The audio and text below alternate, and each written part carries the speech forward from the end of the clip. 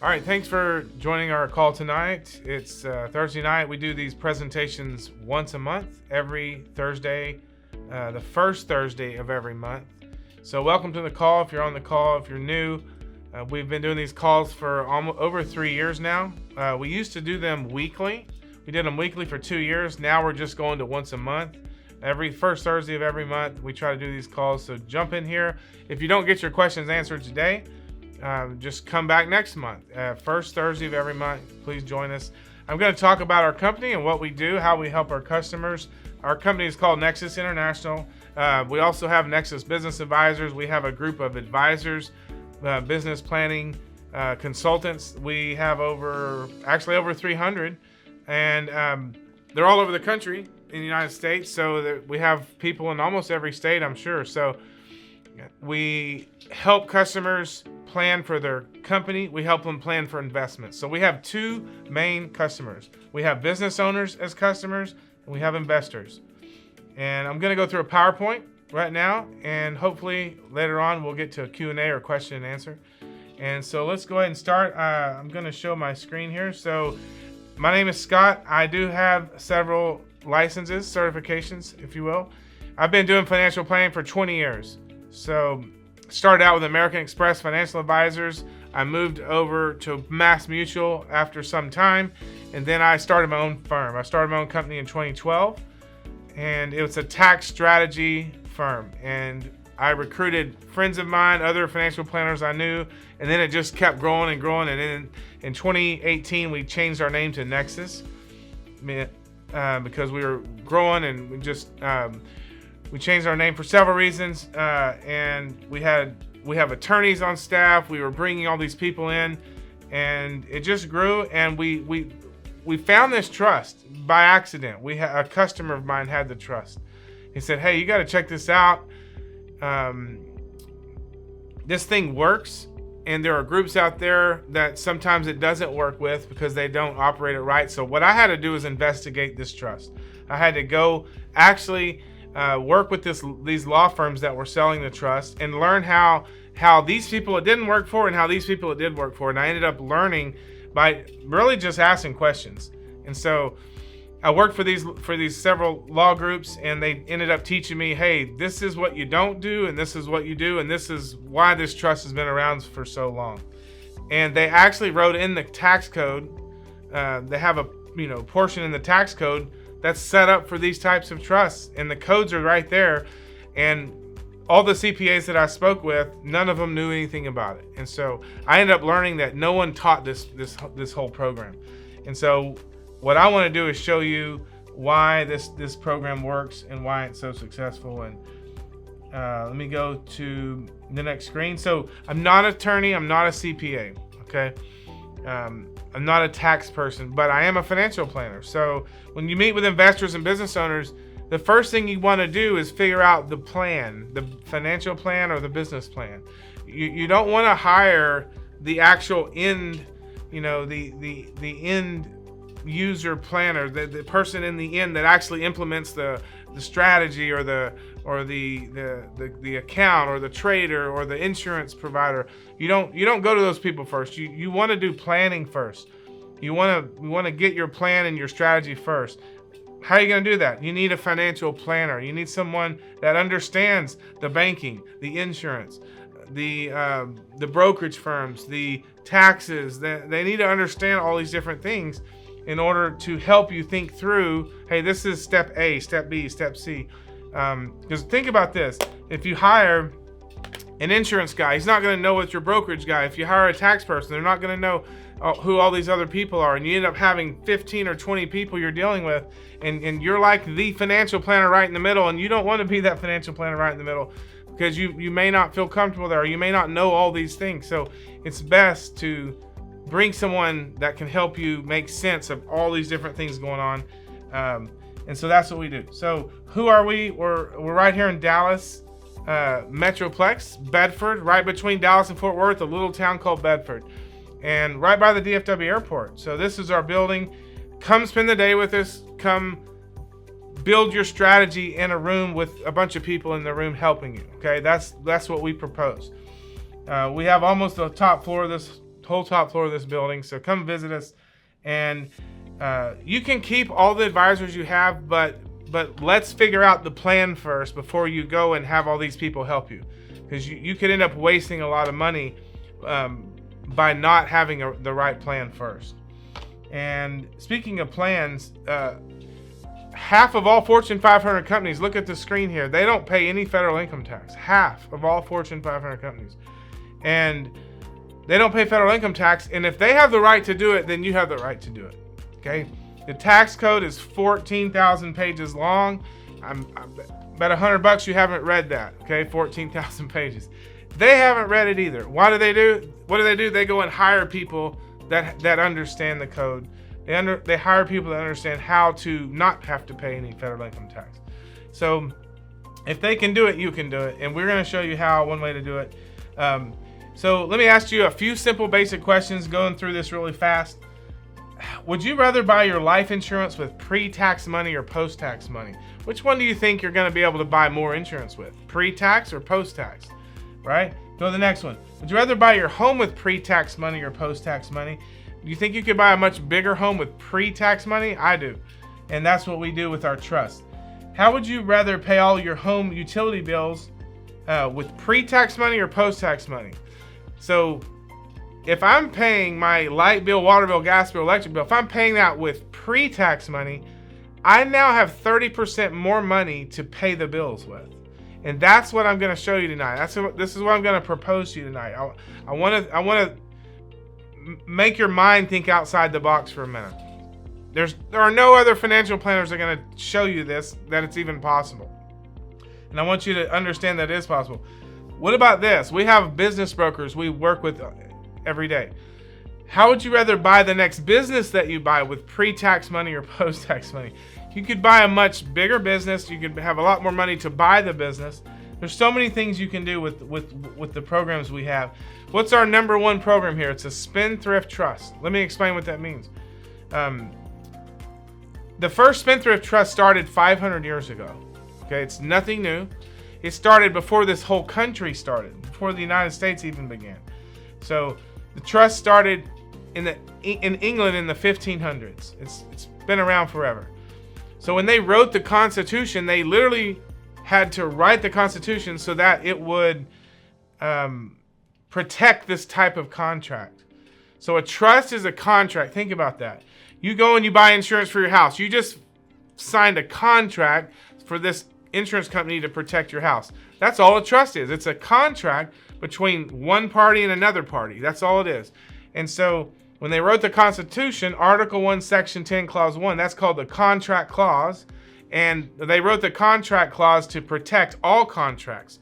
And in fact, they call it contract law. When you have the right to form a contract with someone, you do that. You have that right under what's called contract law. And so our trust is built under the contract law and the power for you to be able to contract with someone.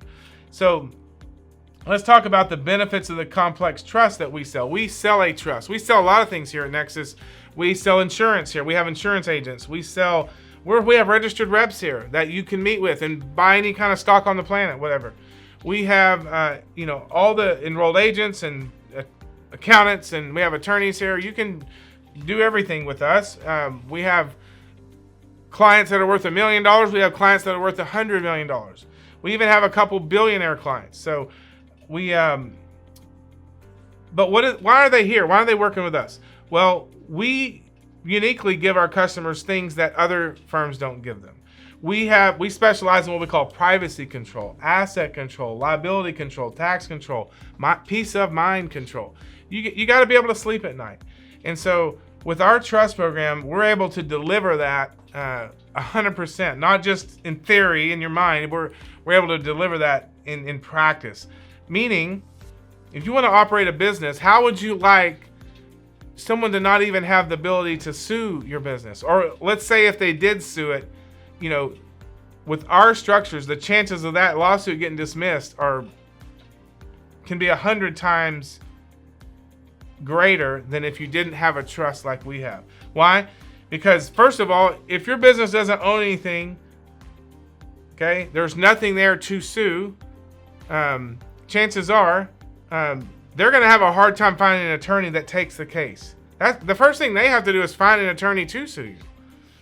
Because they're not going to sue you, they're going to find an attorney to sue you. And if your business doesn't own anything, okay, or if it's a spendthrift trust that doesn't, even if it did hold assets in that trust, if it doesn't have equitable title to the assets, the judge can't, even if he issues a judgment, he can't issue the turnover order to take the asset. So all I'm saying is the type of structure can either eliminate the lawsuit altogether or give you the likelihood that whole case will get dismissed. And that's just by choosing the right structure, okay? So, all right, let's go to the next slide real quick. So, a lot of people think that, what we do, avoiding tax, you're going to go to jail. No. Even the IRS book that trains the IRS agent says that there's nothing wrong with avoiding tax. You can avoid it, eliminate avoiding it or eliminating it by legitimate means is permissible. Reducing, avoid, minimize, or alleviate. And those are all legal. You can do it. But you just got to follow rules. And we teach our customers how to follow rules, okay? We don't omit, deduct, lie, deceive. We don't do things. That's called tax evasion. We do not do that. I don't look good in orange. I'm not going to jail. I'm going to follow the rules. We have rules and we follow those rules. History of our trust, been around for 500 years. You can see the screen here. It comes from European common law. So when Columbus sailed the ocean blue in 1492, they brought with them these types of contracts, these types of law. The legal system kind of came with the people from Europe. And when they set up our legal system, they added in contract law, of course. There's 140 countries that accept or recognize contract law. So this trust that we sell can operate in all these other countries too. It's not just the United States, okay? Let's see. One cool thing is that our program is not subject to legislative restrictions. A trust, if you properly form this trust, it's not subject to legislative control, okay? The Supreme Court says so. They have Supreme Court rulings. There is Fletcher versus Peck, which is in 1810. 200 years ago, a Supreme Court ruling says that the trust relationship, this is not subject to legislative control. Fletcher versus Peck, Elliott versus Freeman, two major Supreme Court rulings, landmark rulings, by the way. So understand this has been around for the power of the protection in this trust has been around forever. So look at the screen here, Article 1, Section 10. Again, the contract clause. No state can pass a law impairing the obligation of contracts. That was Fletcher versus Peck. So let's talk about that for a minute. Who did this and was successful? Okay, John Rockefeller. He had trust. He had a trust called the Standard Oil Trust. He grew so fast. The government, they came in and tried to shut him down, and they did win some lawsuits against him. But all he did was he said, "Fine, you want to break up my companies? I'll set up multiple trusts." And that's what the Rockefeller family did. They set up multiple trusts, and then his wealth even grew even more. So he was famous though for saying one thing. You have to know this: own nothing, control everything. If I don't own anything, think about this: how is someone going to come sue me? What are they going to take? I don't own anything. They're going to get a judgment? Fine, get a judgment. It's going to fall off my credit in 10 years. I don't care. So, own nothing, control everything. I like to walk around with no liability. I don't have personal liability. I don't worry about it. I'm not out causing lawsuits, but I don't have personal liability. I don't worry about it because I don't own anything. No one's going to sue me. I'm a trustee of a trust. Okay, I manage assets in a trust, and that's it. And so, own nothing, control everything. I have control of everything. Just I don't own it. I don't want to be the owner. Ownership has its problems, its limitations. In fact, I'm gonna switch over here to my drawing screen here. So I want to show you something here for a second. If I go on this whiteboard over here, and I'm gonna share this white screen here. Hold on, bear with me here. So what I want to do is I want to show you a couple things. Okay, I'm gonna show you that I'm gonna draw this little box, and I'm gonna put the word "you" in this box. I want you to understand that if you have something in this box, okay, you're the owner of whatever's in the box. You own the house, the car, anything in this purple box, you're the owner of it, okay? So with ownership comes problems, okay? Let's talk about the 3 good things. There is management, so I'll put an M here. There's access and control. So I own a house. I can manage the house. If I own it, I can manage it. I have access. I have the keys to the house, and I have control of the house, which means I can sell it. I can, get rid of it. I have management of the house, access, and control. But what comes with ownership are other things. There are taxes, liability, and lawsuits. Management, access, control, taxes, liability, lawsuits. Okay. When I set up a trust, though, when I set this beautiful trust up over here on the side here, and I sell, watch me, I have this house. Watch me, I'm going to sell the house to the trust. Now notice I'm not going to give it to the trust. We have what's called a non-grantor trust. It means I'm not the grantor in this trust. I didn't gift an asset in, I sold everything in. So I have this house. Now I sold the house into the trust. Now the house is in the trust. But remember the 3 good things. There's management, access, and control, right? When I sell the house into the trust, I'm going to retain the management, the access, and control of the house. But I'm not going to take with me the taxes, the liability, and the lawsuits that follow you in many cases, in most cases. So the taxes, liability, and lawsuits, those are over there in the personal estate, not the trust estate. So what I'm referring to is income tax. So I'm going to show you that when money comes in this trust, I don't let active income in my trust.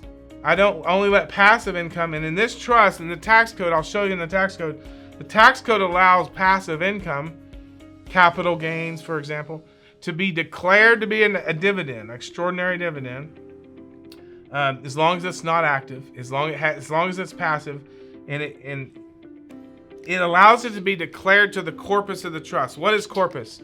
Corpus is any asset in the trust that's held for the growth of the trust, like the investments, okay? So the house is a corpus asset. It's there to produce rental income, okay? In many cases, that's how people operate. They buy rental properties. They produce rental income, things like that. So I have management, access, and control of everything. I just don't take with it the taxes, liability, and lawsuits. I can leave all those negative things over here to my personal estate, but take with me the good parts that I want. And that's a beautiful thing. So going back to the PowerPoint over here, though, let's go back over here. So Rockefeller's grandson, his name was Nelson Rockefeller. He said the secret to success is owning nothing but. So all the Rockefellers, they keep saying the same thing their grandfather said: own nothing, control everything. That's real important. Now this guy, he was a Supreme Court judge, Louis D. Brandeis. He was a Supreme Court judge. They have a college named after him, a university. You have to see what he said here. This is amazing. Okay, he said, I live in Alexandria, Virginia, near the Supreme Court chambers. There's a toll bridge across the Potomac. When I'm in a rush, I pay the $1 toll and I get home early, but I usually drive outside of the downtown section of the city and I cross the Potomac on a free bridge. Now, this bridge was placed outside the Washington, D.C. area, and it serves a useful social service. Okay, getting drivers to drive the extra mile, but it alleviates congestion during rush hour. If I went over the toll bridge and through a barrier without paying the toll, I would be committing tax evasion. But however, if I drive the extra mile outside the city to the free bridge, I'm using I'm using a legitimate, logical, suitable method of tax avoidance. And I'm performing a useful social service for doing so. For my tax evasion, I should be punished, but for my tax avoidance, I should be commended. The tragedy in life today is so few people know that the free bridge even exists. The same thing goes for this trust. So few people know that this trust even exists. There is a free bridge when it comes to paying taxes if you're a business owner or an investor.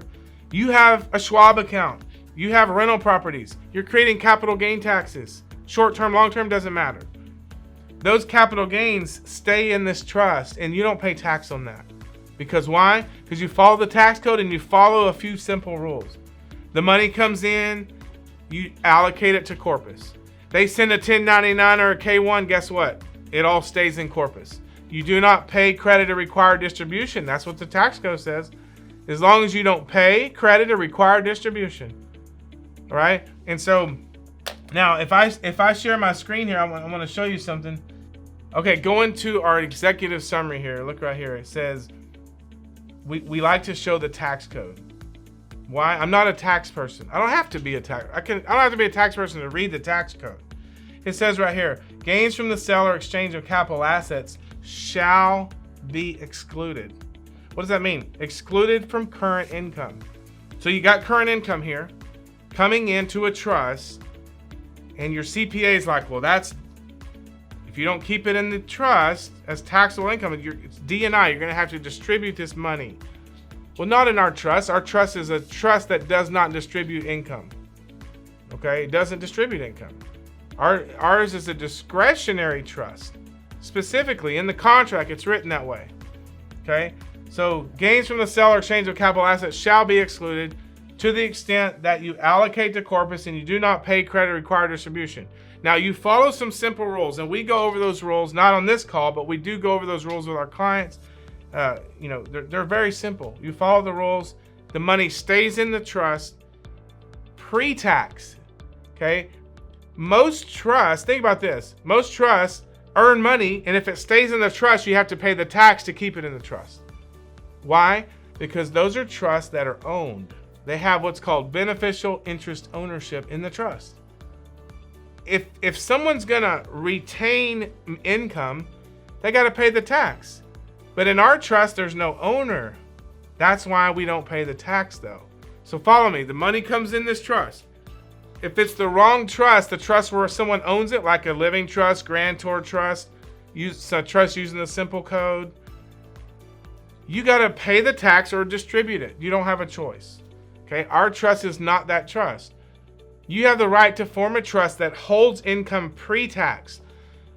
What does that mean? Do you have a 401k or IRA? Do you realize that when you make money at your job, your JOB, money goes in a 401k or IRA and it's pre-tax. You don't pay tax until you pull it out. That's the easiest way to explain this trust to you. Money's going to be made. It's going to go in this trust. It's not active income. It's not ordinary income. It's not taxed. Okay, it's not guaranteed income. It's not income that where you earned. It's not earned income. The money coming in our trust is only passive income, which has the right to be declared an extraordinary dividend and held in corpus pre-tax. It's pre-tax. It's not post-tax. You don't pay the tax to keep it in this trust because that's not the way the governing instrument is written. And furthermore, in this tax code, if you look right here with me, I'm going to highlight. Look right here. According to the governing instrument 1, again, according to the governing instrument 2, and again, according to the governing instrument 3. 3 times it says according to. If someone says something 3 times, you might want to pay attention to that. Okay, it's important. And what's funny is the CPAs that we talk to, a lot of them, they've never read the document. They never read they don't even think it's important to read the governing instrument because they already know all things on how the taxes should work. No, you haven't read the governing instrument. You don't know how the taxes are going to work until you read. You don't know if it's a pre-tax trust or a post-tax trust. You don't know if there's beneficial interest ownership in there or no beneficial interest ownership. You got to read the document first. You got to know if it's. There's some things you got to know before you start applying the tax code. Okay, and when the tax code itself says not considered income, look at the last 5 words on the page. Not considered income. Shall not be considered income.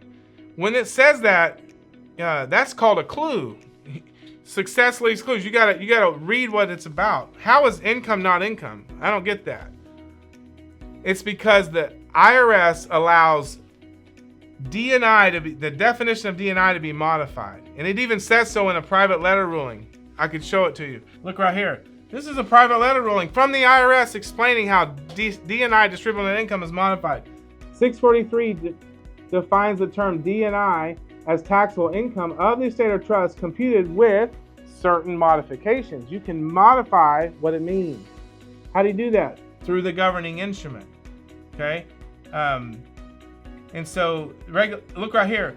643 in the regulations thereunder exclude from the computation of D&I income that by reason of his determination, if the trustee so determines that income is going to stay in corpus and it's not going to be taxed, it goes to D&I.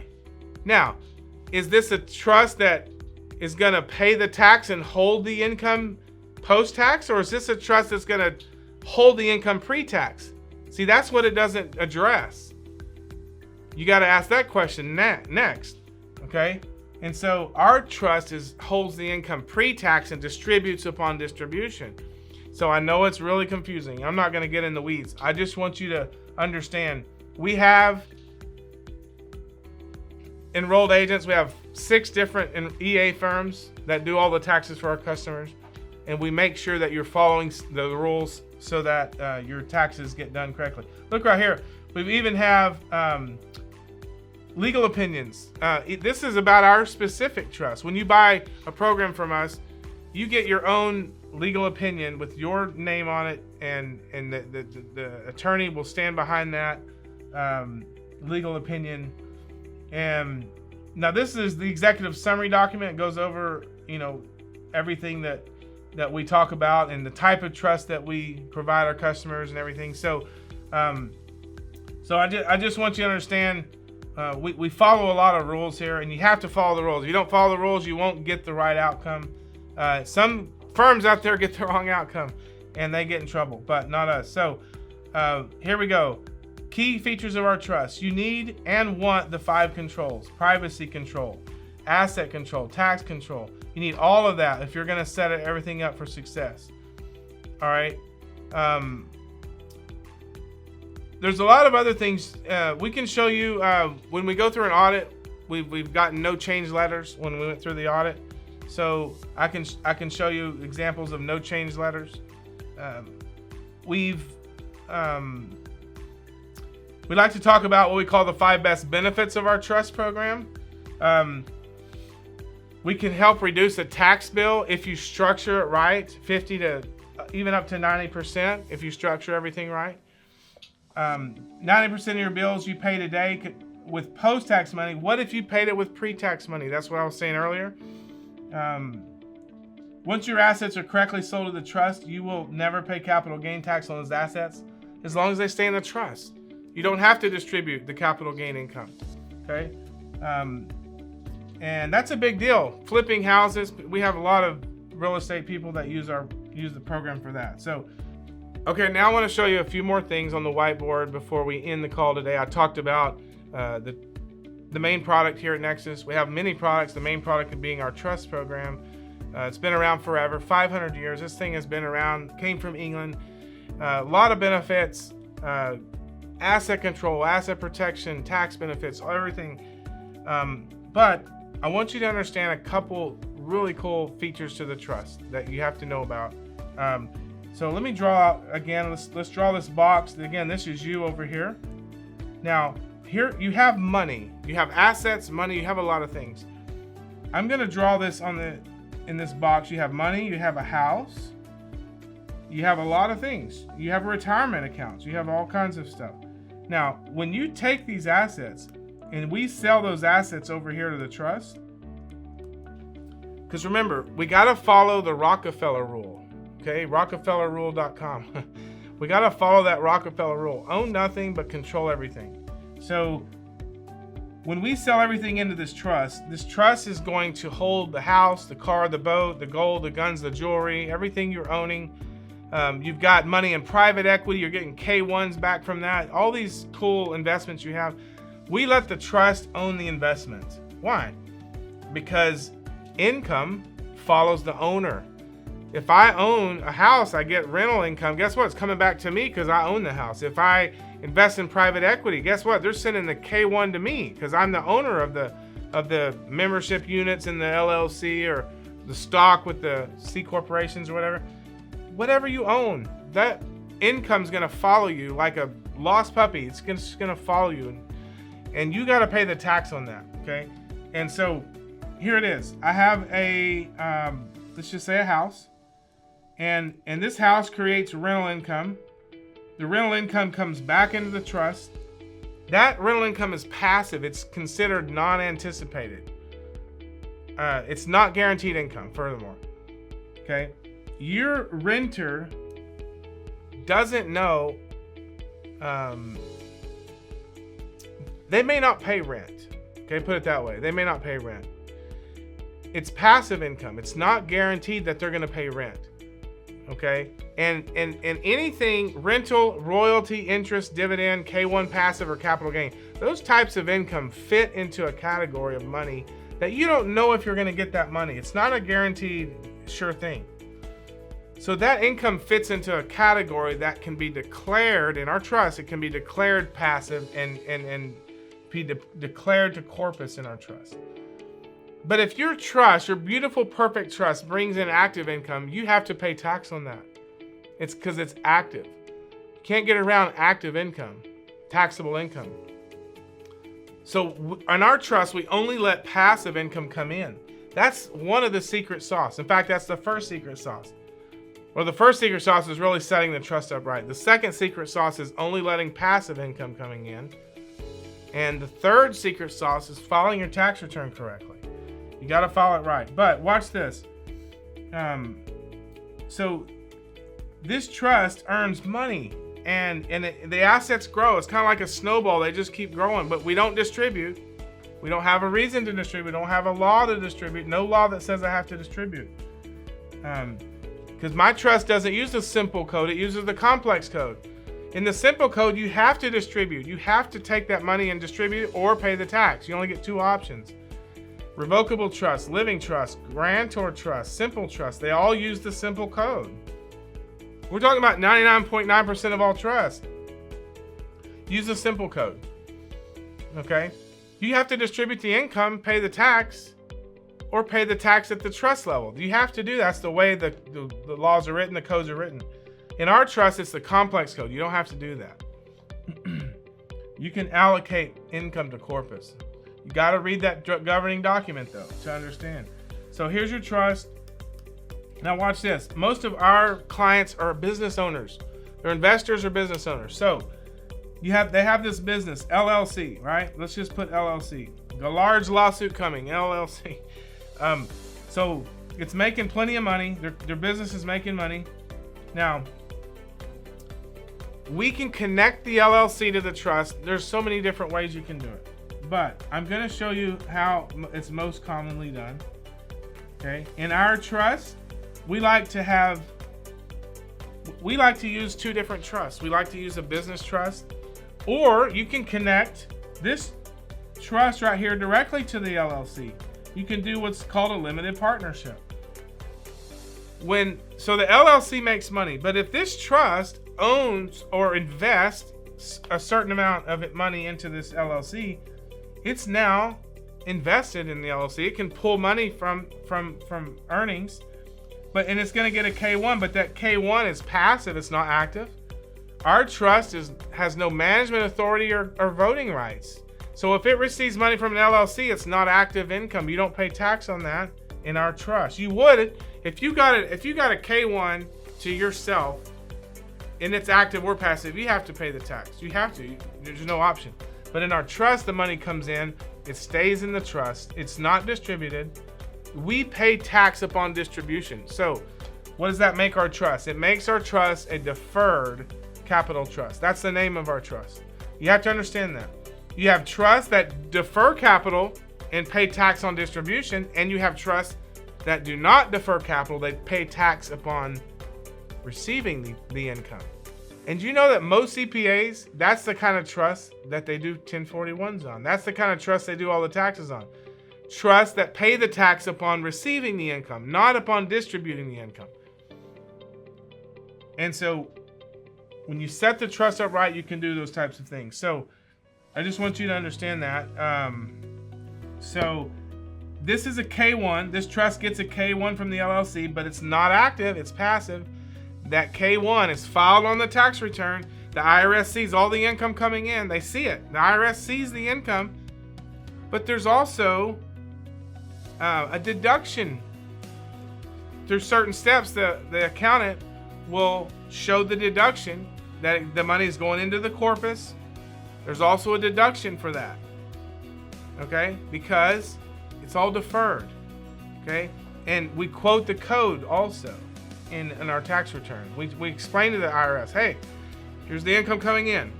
But the trustee, in their sole discretion, just as the code says, it says according to the determination of the trustee, it says that in the code, that the trustee can determine when to distribute that money. They get to determine. It's discretionary. And so another option is taking money from your business, putting in a business trust, let the business pay expenses, using the business as a management entity. You have the right to do that. Then guess what? You can distribute that income over here to this trust. And then that trust gets deferred. Remember, we're deferring income. We're not evading income. We're not evading taxes. We're deferring it for a future date when we wanted to distribute to our children or distribute to someone, to our beneficiaries. You can defer income. If you can do it in a 401k or IRA, guess what? You can defer income to a trust too. To a trust that is what we call a deferred capital trust, a trust that you have the right to defer the income into. And this trust doesn't have an owner. There's no beneficial interest ownership in this trust. That's a very unique way of looking at it, because there are beneficiaries. Some people say, well, the beneficiaries are technically owners. Well, if you distribute the money, you're right, but we don't distribute the money. So it really, the money stays pre-tax. It's like pre-tax capital is what it is. And it's a very interesting setup. So our accountants have filed literally hundreds of thousands of returns, and you have rights to defer income, and we like people to understand their rights to do that. So going back to the PowerPoint, let's just go back and look at a couple more things in here. We talked about John Rockefeller. We talked about the Constitution itself, how there's Supreme Court rulings that protect your right to form trusts like this. No state can pass a law impairing the obligation of contracts. You just follow the rules for the tax code, okay? Own nothing, control everything. You want to be able to have control of everything without being the owner. Remember, when you're the beneficial interest owner of anything, the IRS is going to tax you. They're going, the courts can come after the assets because you own them. There's all these bad things that follow if you're the owner. So what did Rockefeller say? He said, in fact, I'll show you what he said. Look right here. I have ways of making money you know nothing of. Sorry. He had ways of doing it that people didn't understand it. They didn't understand it. And look right here. Don't be afraid to give up the good to go for the great. What did he do? He owned nothing. He gave up the good. He sold everything to his trust. He gave it up. But he went for the great, though. He went for there's good, there's better, and there's best. You can live the good life, but there is a better life and a best life. You just have to go for it. You have to understand there's other structures that people use. I can work at Walmart, but I have bigger plans than working at Walmart. There's nothing wrong with working at Walmart. I just have bigger plans. There's good, better, and best. And you have the right to get the best structures on the planet for your business, for your investments. You got to go for it. And that's, that's what his grandson said. He said the same thing his grandfather said. All right, so here's the code again. Income allocated to trust corpus. There shall be excluded those items of gross income constituting extraordinary dividends or taxable stock, which the fiduciary acts in good faith, does not pay. Look right here. Here it is. Does not pay or credit any beneficiary by reason of his determination, not the IRS determination. It's by reason of his determination or her determination. Okay. The code is set up so with the discretionary trust that uses the complex code, you have the power to determine Do I want to pay tax on that money? No, I'm not going to pay tax. I'm going to defer it, leave it in this trust for the next 100 years if I want to. You have the right to do that. And that's what we teach our customers. And no state, no IRS person has the right to come in and take it if you say, hey, I'm deferring that income. I'm not distributing it. You can't make me distribute that income. They can if you use a 401k or IRA. Why? Those are statutory. Those are controlled by legislature. Okay? This trust is not controlled by legislature. You got to read the governing instrument to understand this trust. You got to read the governing instrument. Hey, that was our client trust presentation. Thanks for watching. It was a small, short presentation. We want to just cover the basics, talk about the trust, the code, the laws, the rules, and go to our website, check us out. Go ask for an executive summary, contact the consultant who maybe invited you to the call tonight, and get the information. Get a no-cost consultation. We don't charge to have a meeting with you. So get with the consultant or go on our website. We'll be happy to send you an executive summary about 15 pages long. It'll help explain everything. And let us know how we can help you. And we'll see you on the next call.